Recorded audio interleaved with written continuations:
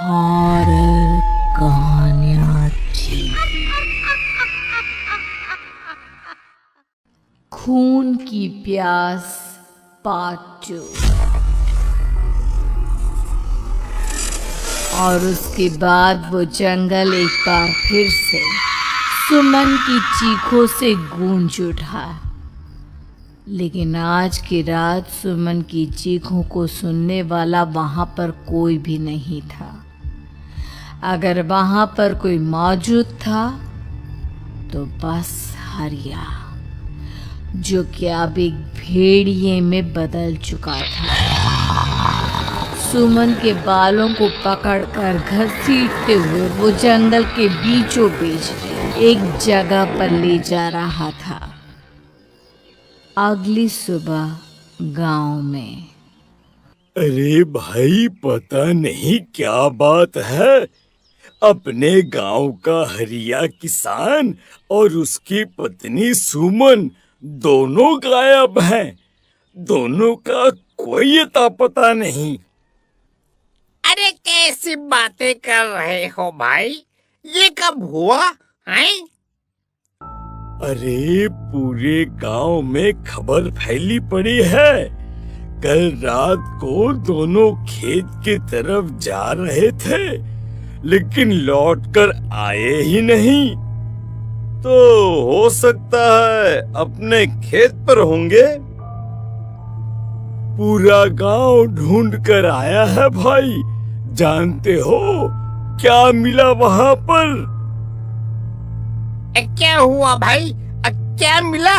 बताओ हमें, क्या मिला? अरे हरिया की पत्नी सुमन के कपड़े पड़े हुए थे। शरीर का एक एक कपड़ा फटा हुआ झोपड़ी के बाहर पड़ा था। लेकिन दोनों पति पत्नी का कोई पता ठिकाना नहीं था।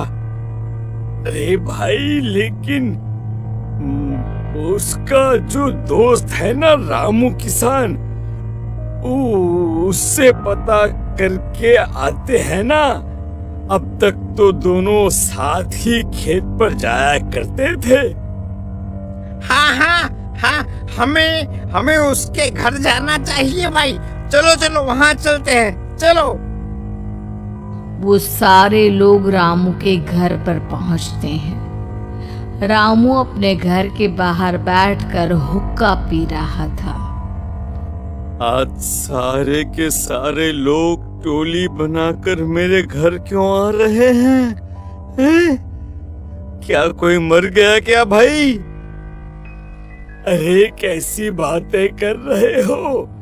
तुम्हारा सबसे अच्छा दोस्त हरिया और उसकी पत्नी गायब है, और तुम यहाँ बैठकर हुक्का पिए जा रहे हो हैं? रामू ने अजीब सी नजरों से उन सब गांव वालों की तरफ देखा, जिसकी वजह से वो लोग एक बार के लिए डर गए। गायब है? अरे गायब नहीं है, मुक्ति मिल गई है। उन दोनों को मुक्ति मिली है। इस दुनिया में आकर हर इंसान पाप करता है, और उसे उसके पापों के लिए मुक्ति मिलना बहुत जरूरी है। अरे ये कैसी बहकी बहकी बातें कर रहे हो भाई? हैं? और इसका चेहरा अजीब सा क्यों लग रहा है? लगता है दोस्त के मरने का गम बैठ गया है। पागल हो गया है शायद ये पागल।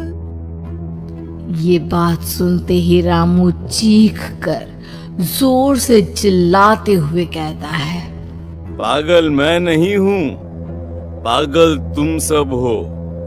और ये शैतानी जंगल अब तुम में से किसी को नहीं छोड़ने वाला, सबको खा जाएगा। याद रखना मेरी बात। शैतानी जंगल? कैसा शैतानी जंगल? लगता है रामू पागल हो चुका है। हमें यहाँ से चलना चाहिए भाई। चलो चलो चलो। तभी रामू की पत्नी बाहर आती है। नहीं नहीं, आप लोग इनकी बात का बुरा मत मानिए। 2 दिन पहले हरिया के साथ खेत पर गए थे। जब से वहाँ से आए हैं तब से ऐसी ही बातें कर रहे हैं। भगवान जाने ऐसा क्या देख लिया उन्होंने, खेत में कुछ भी बड़बड़ाते रहते हैं। लेकिन गांव के लोगों ने कमला की कोई बात नहीं सुनी और वो सब वहां से चले गए। रात अब धीरे धीरे ढलने लगी थी। तभी अचानक किसी ने धीमी सी आवाज में रामू को पुकारा। रामू, आजा, मैं तुम्हारा इंतजार कर रहा हूँ। और सुनो, अपनी पत्नी को साथ लेकर आना, नहीं तो काम अधूरा रह जाएगा। ये आवाज सुनते ही रामू के चेहरे पर शैतानी मुस्कुराहट आ जाती है। वो धीमे कदमों से अपने घर के अंदर आता है। क्या हुआ? तबीयत ठीक है ना अब आपकी? मैं तुझे अपने साथ खेत पर ले जाने आया हूँ, चल। मैं तुम्हारे साथ कहीं नहीं जाने वाली। मुन्ना गहरी नींद में सो रहा है और उसे अकेला छोड़कर मैं तुम्हारे साथ खेत पर नहीं आ सकती। वैसे भी तुम्हारे उन खेतों में भगवान जाने कौन सा राक्षस घूम रहा है, मुझे तो डर लगता है। रामू गुस्से में दांत पीसता अपनी झोपड़ी से बाहर आ जाता है और कमला गहरी नींद में अपने बच्चे के साथ सो जाती है। तभी अचानक रात को रामू की झोपड़ी के ऊपर एक साया वही गाना गुनगुनाते हुए घूमने लगता है जो हरिया के मोबाइल में बजा करता था।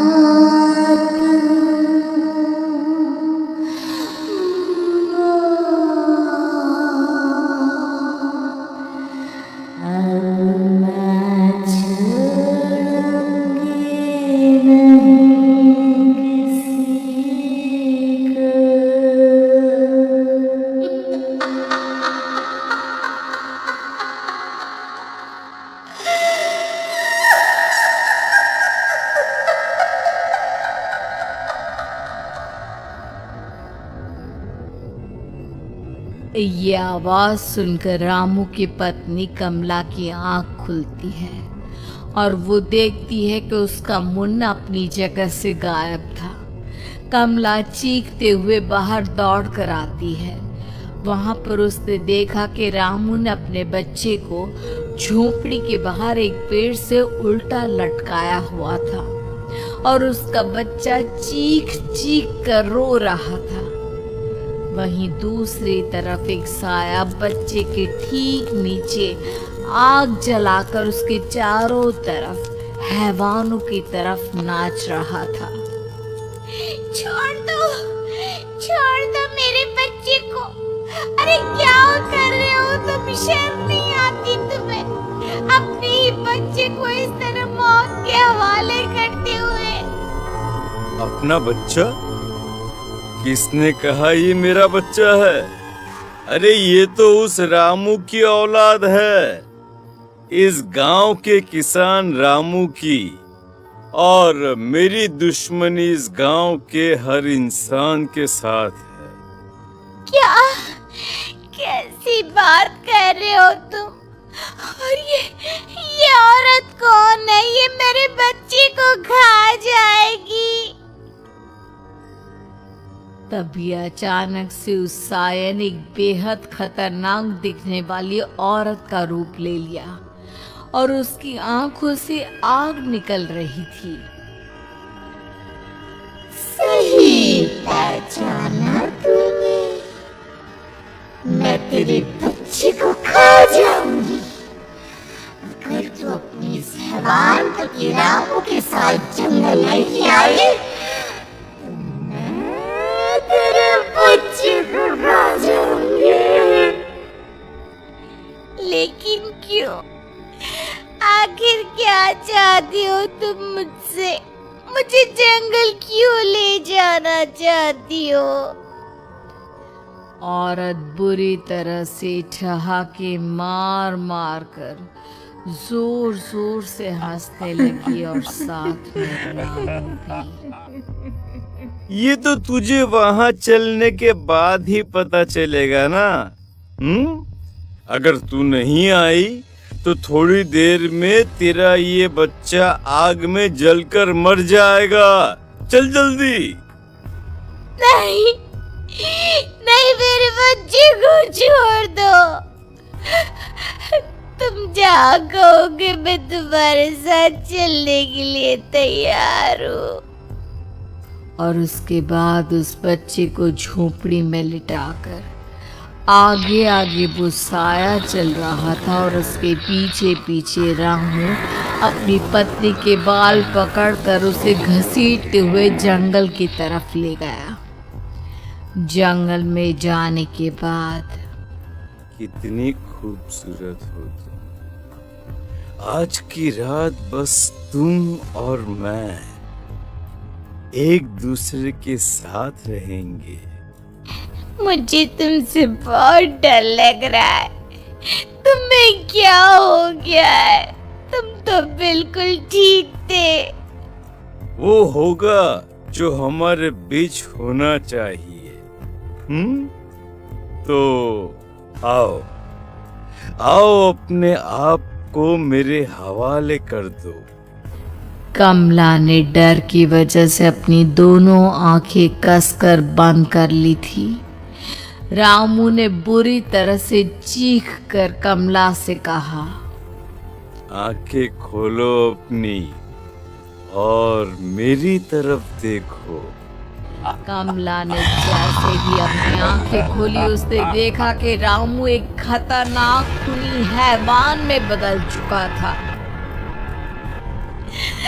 कौन हो तुम? जाने दो मुझे। क्या चाहते हो मुझसे? वही जो एक आदमी एक औरत से चाहता है। मैं तुम्हारा पति रामू नहीं बल्कि इस जंगल का एक भेड़िया और आज की रात तुम्हारे खून से अपनी प्यास बुझा जाऊं। और उसके बाद वो जंगल कमला की दर्दनाक चीखों से गूंज उठा। अगली सुबह कमला के कपड़े भी जंगल में उसी तरह पाए गए जैसे कि सुमन के पाए गए थे। इस घटना के बाद पूरे गांव में दहशत का माहौल था। अपने माँ बाप की मौत और गांव में हो रहे इस तरह की घटनाओं की खबर सुनकर किशन शहर से गांव लौट आया था। अपने माँ बाप की बेदर्द मौत की वजह से वो बहुत परेशान था। तभी अचानक उसे अपने घर में खाट के नीचे पड़ा हुआ वो मोबाइल फ़ोन मिला जो उसने अपने पापा हरिया को गिफ्ट किया था। अरे कितने प्यार से पापा के लिए मोबाइल फोन लेकर आया था। इसे एक दिन भी काम में नहीं ले पाए। और आखिर कौन है जो गांव में इस तरह की हत्याएं कर रहा है? क्या है इन सब के पीछे? क्या है? मुझे पता करना ही होगा, वरना एक दिन पूरा का पूरा गांव खाली हो जाएगा। इस गांव में एक भी जिंदा इंसान नहीं बचेगा। गांव के लोगों की मदद करने के इरादे से किशन अपने गांव से दूर एक दूसरे गांव में बहुत बड़े तांत्रिक के पास मिलने के लिए गया। तांत्रिक बाबा, अब आप ही कुछ उपाय बता सकते हैं। भगवान जाने हमारे गांव को किसकी नजर लग गई है। नजर नहीं लगी है, किसी ने तुम्हारे गांव को बद्दुआ दी है। किसी सताई हुई आत्मा का प्रकोप है और अब वो पूरे गांव में किसी को नहीं छोड़ेगी जब तक उसकी आत्मा को शांति नहीं मिल जाती। अरे लेकिन ऐसा कौन है बाबा? किसकी आत्मा है और कैसे मिलेगी उसे शांति? मौत है, मौत कहीं से भी आएगी और सबको निगल जाएगी। इससे बचने का सिर्फ एक ही उपाय है, लेकिन उस उपाय को करना आसान नहीं होगा। जो भी उस उपाय को करने की कोशिश करेगा उसकी जान जा सकती है। भले ही मेरी जान चली जाए, लेकिन मैं अपने गांव के लोगों की जान बचाने की पूरी कोशिश करूंगा बाबा। तो ठीक है, फिर अगली अमावस की रात जैसा मैं कहता हूँ वैसा ही करना। अमावस की रात तांत्रिक के बताए अनुसार किशन अपने साथ केरोसिन लेकर जंगल की तरफ चल पड़ा। उसके हाथ में देवी के मंदिर का सिंदूर भी था। किशन जंगल के बीचों बीच पहुंचा। ये देखकर उसकी आंखें फटी की फटी रह गई। वहां एक उबलते पानी का तालाब था और कई लोगों की लाश लटक रही थी। किशन की माँ बाप की लाश भी वहीं थी। माँ, बापू, क्या हो गया? ये क्या हो गया? तभी वहां पर एक औरत और आदमी आते हैं। उन्हें देखकर किशन चौंक जाता है। गोपाल काका, आपकी तो 5 साल पहले मौत हो गई थी। और निर्मला काकी, आप? मौत तो हो गई थी, लेकिन तुम ये नहीं जानते कि हमारी मौत कैसे हुई थी। क्या कहना चाहते हैं आप? कुछ नहीं, बस ये जान लो कि अब इस गांव में कोई जिंदा नहीं बचेगा। लेकिन क्यों काकी? क्योंकि 5 साल पहले इन गांव वालों ने मुझे डायन बताकर पत्थर मार मार के मार डाला। मेरी कोई गलती नहीं थी। गांव का एक बच्चा क्या लापता हुआ, सारा इल्जाम मेरी पत्नी पे डाल दिया। और जब मैंने निर्मला की जान बचाने की कोशिश की तो मुझे भी मार डाला। आपके साथ ये बहुत गलत हुआ काकी। लेकिन आप जो कर रहे हैं वो भी सही नहीं है ना? तुम यहाँ से चले जाओ, वरना तुम भी नहीं बचोगे। हमारी आत्मा पिछले 5 साल से मुक्ति के लिए भटक रही है, चले जाओ यहाँ से। मौका देखकर किशन सिंदूर उन दोनों के ऊपर डाल देता है। उनका शरीर जलने लगता है और वो भयानक तरीके से चिल्लाने लगते हैं। अगले ही पल किशन उनके ऊपर केरोसिन डाल देता है और वो दोनों जल जाते हैं। किशन अपने माँ बाप और दूसरी लाशों का अंतिम संस्कार करवाता है और अपने घर लौट आता है, लेकिन वो अभी भी इस बात से अनजान है